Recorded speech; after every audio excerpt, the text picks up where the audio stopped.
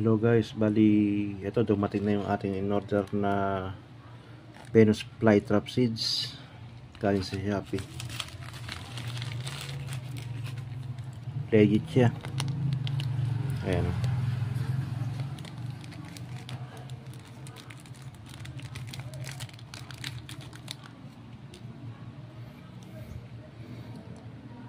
Ayan. Makintab siya na maliit na buto na parang teardrops. Yan ang legit na Venus flytrap na na buto. Ayan.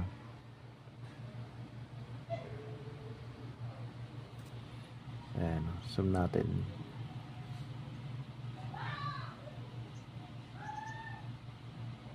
Ayan, kita nyo. Medyo may habig siya sa buto ng dragon fruit, pero ito, ang hugis nito, teardrops.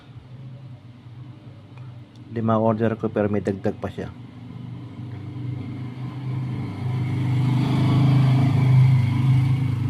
Tapos ito naman yung ating coco pit. Bali 4 na beses ko siyang hinugasan. Ayan, para mabawasan yung kanyang acidity. Ito yung seeds. Ngayon lalagay natin siya dun.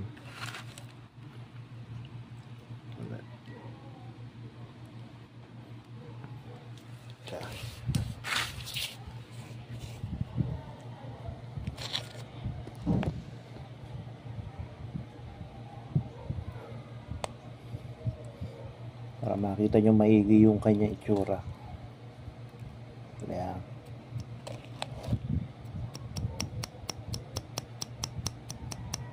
Ayan. Wala na.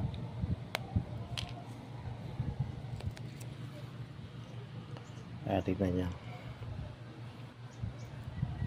Ayan siya. 1, 2, 3, 4, 5, 6. Bali may dagdag siyang isa. Oops, satangip ng hangin. Isa natin kunin para, ay ilan ba yun? 1, 2, 3, 4, 5, 6, 7. Dalawa pala ang dagdag. Yan pa pala isa. Ayan, kunin natin yung isa. Ayan siya. Tapos taglag natin dito. Ayan. Sobrang liit niya. Wala ba natira? Ayun, okay.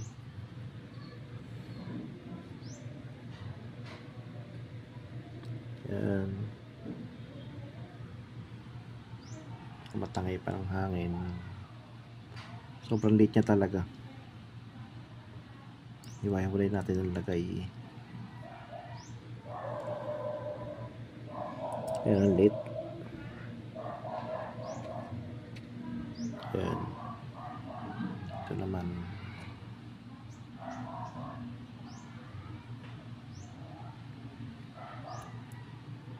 Tapos ayan.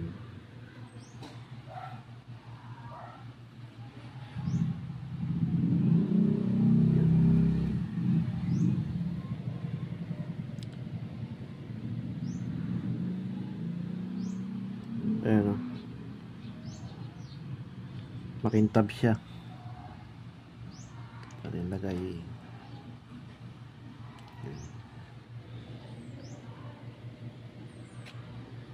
Ayan. Nakalimutan ko yung nagbibigay sa akin ng mga rare plants na seeds. Hindi ko makita eh. Tatay, binigyan niya ako ng buto nito. Ayan, dito.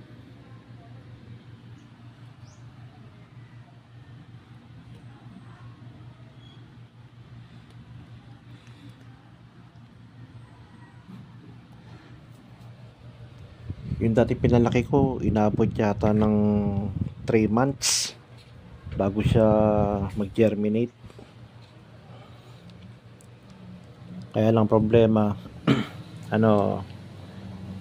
kung magkaroon na siya ng mga tatlong dahon o tatlong bibig ng Venus flytrap. Nakalimutan kong takpan, pinutol naman ang daga. Tatlo yung nabuhay nun eh, kaya asar ako. Ito, ingatan ko na to, sana mabuhay. Update ko kayo kapag yung ano na nagresulta.